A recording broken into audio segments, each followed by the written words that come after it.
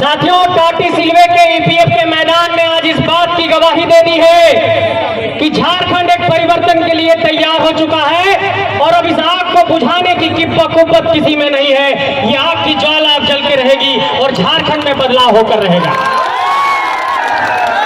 लेकिन इस जनसैलाब से आज ये कहना चाहता हूं और इस जनसैलाब को आज ये संदेश देना चाहता हूं और ये बताना चाहता हूं कि पिछले 2 दशक के दौर में, पिछले 23 सालों में इस झारखंड के भीतर जिस तरीके से झारखंडियों को, यहाँ के आदिवासियों को, यहाँ के मूलवासियों को, यहाँ के दलितों को, यहाँ के अकलियतों को, यहाँ के पिछड़ों को जिस तरीके से ठगा गया है, ये ठगने का अध्याय अब बंद होगा और 2024 में इतिहास के पन्नों में एक नया अध्याय लिखा जाएगा।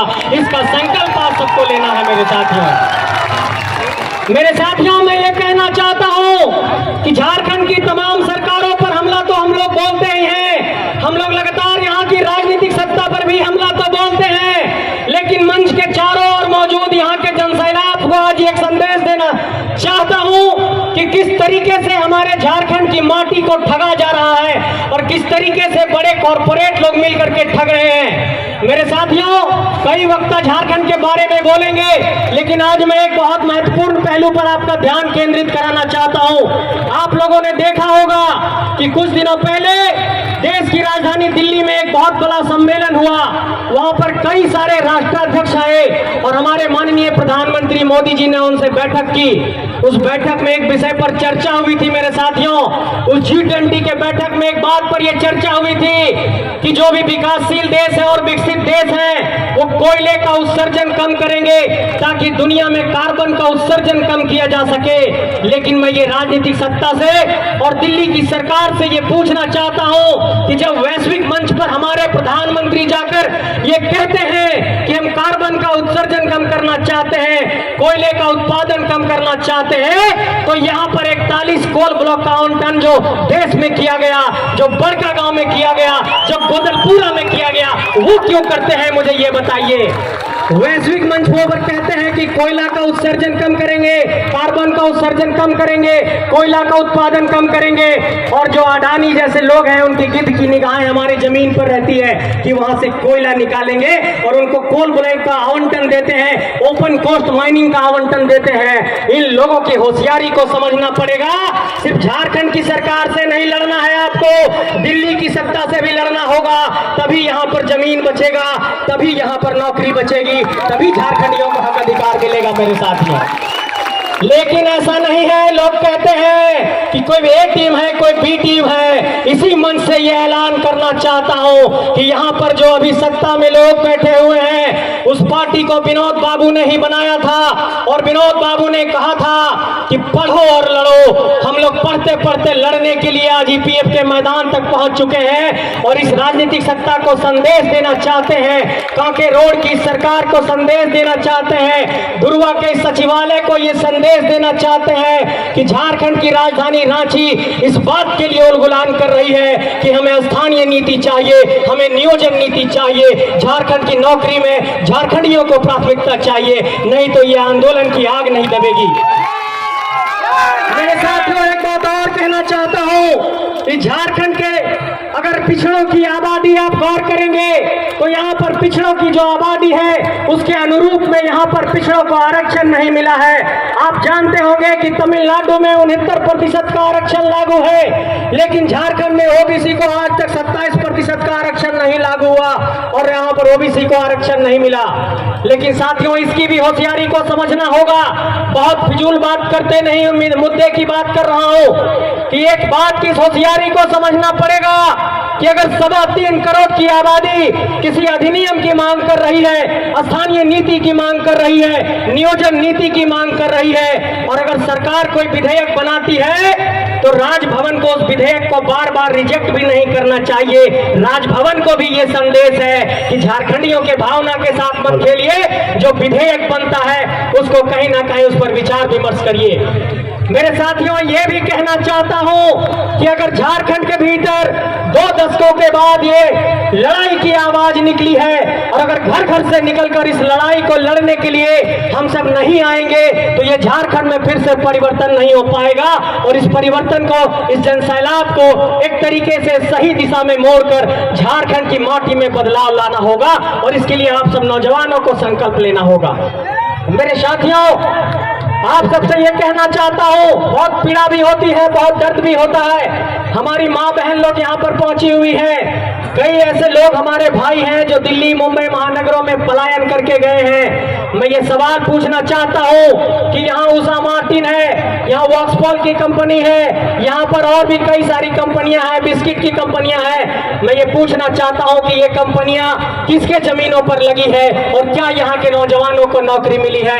75% सरकार ने कहा था कि 75% निजी क्षेत्र की नौकरियों में यहाँ के नौजवानों को लाभ मिलेगा, लेकिन क्या यहाँ के नौजवानों को लाभ मिल पाया है? ऐसे बहुत सारे सवाल हैं जिन सवालों पर आपको गौर करना होगा। मेरे साथियों, मैं एक बात पर ध्यान दिलाना चाहता हूँ कि अगर नेतृत्व के कौशल को अगर अपनी माटी से नहीं उभारेंगे तो ये माटी चारागाह बन जाएगी। और एक बात पर आपका ध्यान दिलाना चाहता हूँ कि ये झारखंड की माटी में अगर 14 लोकसभा क्षेत्रों पर गौर करते हैं तो 14 लोकसभा में अगर गौर करेंगे तो इसी रांची की माटी को देखिए, यहाँ के सांसद झारखंड की माटी से नहीं है। बगल में आप देखिए पलामू है, वहाँ के भी सांसद बक्सर से हैं। बगल में हजारीबाग है, वहाँ के भी सांसद बक्सर से हैं। चले जाइए संथाल परगना, गोड्डा के सांसद भी भागलपुर से है। चले जाइए धनबाद, वहाँ के भी सांसद भी यूपी से हैं। ये सवाल हमारी माटी पर है कि जो माटी इतने बड़े बड़े वीरों को पैदा की, जिस माटी ने सिद्धू कान्हू को पैदा किया, जिस माटी ने विनोद बाबू को पैदा किया, क्या वो माटी 14 सांसद नहीं पैदा कर सकती है?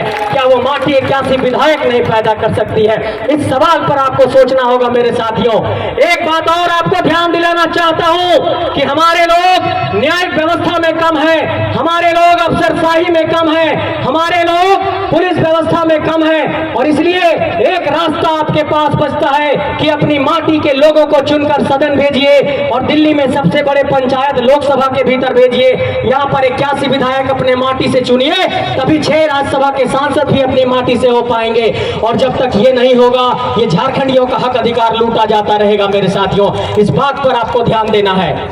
मेरी माँ बहन लोग आप लोगों से भी ये कहना चाहते हैं कि बेटियों को पढ़ाइए। और एक बात कहा था, यहाँ के बहुत बड़े एक शख्सियत हुए हमारे इलाके में, टिकलाल बाबू, टिकलाल महतो ने कहा था कि जब भी अपने भीतर विचार करने की जरूरत होगी तो जब वोट देने की बारी आए और जब बेटी देने की बारी आए तो उस पर चिंतन करिएगा। इसलिए मैं ये कहना चाहता हूं कि वैसे लोग जो लोग यहाँ पर लूट रहे हैं झारखंड को, चाहे कि यहाँ की नौकरशाही हो, चाहे यहाँ के नेता हो, आपने गौर किया होगा कि यहाँ के नौकरशाह जेलों में बंद है जमीन लूट के मामले में। इस तरीके से कहीं ना कहीं ये दिखाई पड़ता है कि पूजा सिंघल जैसे लोग, छवि रंजन जैसे लोग, वीरेंद्र राम जैसे इंजीनियर इस झारखंड के भीतर नौकरशाही को भी दीमक लगा चुके हैं। इसलिए इस राज्य में सिर्फ नेताओं से नहीं लड़ना है, इस राज्य में नौकरशाही से भी लड़ना है। और इस लड़ाई को आप सब अंजाम देंगे।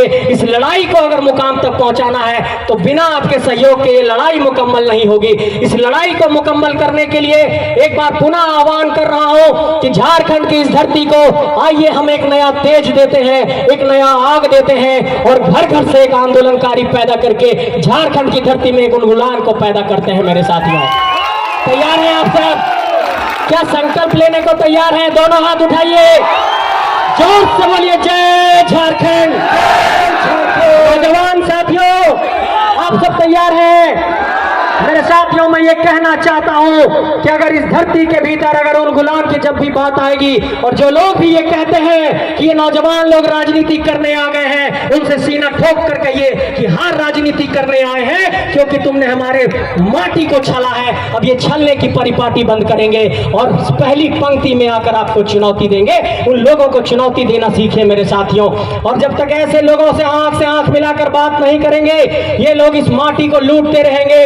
इसलिए जमीन बचाने की बात हो, नौकरी बचाने की बात हो, स्थानीय नीति बनाने की बात हो, नियोजन नीति बनाने की बात हो, झारखंड के 3rd और 4th ग्रेड के नौकरी में प्राथमिकता की बात हो, ये झारखंडियों के हक अधिकार की बात है। और तब तक मैं ये कहना चाहता हूं आप लोगों से कि लोग ये कहते हैं कि ये झारखंडी लोग नफरत फैला रहे हैं, लेकिन चारों बगल देखिए तिरंगा भी लगा हुआ है। इसका मतलब कि इस सार्वभौम संप्रभु सत्ता का जो प्रतीक हमारा तिरंगा है, इससे मोहब्बत तो है ही, लेकिन ये जो हरा गमछा हर माथे पर लगा है और छाती पर है, उस हरे रंग से भी उतना ही प्रेम है। इसलिए झारखंड से भी उतना ही मोहब्बत है जितना इस तिरंगे से मोहब्बत है। इस यहाँ पर हुंडरू फॉल हो, चाहे जोन्हा फॉल हो, चाहे यहाँ पर सीता फॉल हो, ये यहाँ पर जो झरने हैं, ये इस बात के लिए हम लोगों को उत्तेजित कर रहे हैं कि आप लोग भी बहना सीखिए और झारखंड की गलियों गलियों में जाकर इस आंदोलन की आवाज को तेज करिए। इन नदियों की तरह आपको बहना होगा, इन पेड़ों की तरह आपको हवा